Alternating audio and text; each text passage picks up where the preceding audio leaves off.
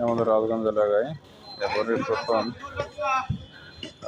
পানি বর্ষার পানি নিষ্কাশনের জন্য ড্রেনেজের ব্যবস্থা করা হচ্ছে। বাজার প্রতিষ্ঠান লগ্ন থেকে এ পর্যন্ত বিগত দিন পর্যন্ত কেউ করে নাই।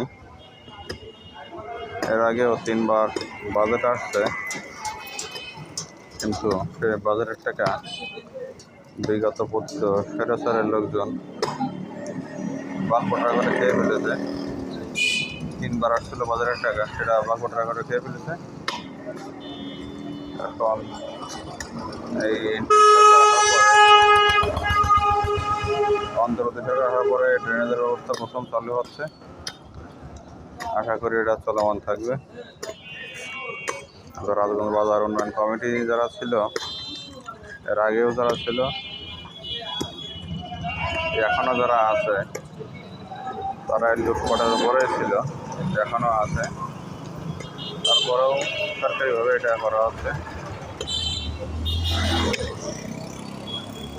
আশা করি এটা জনগণের জন্য সুফল বয়ে আনবে।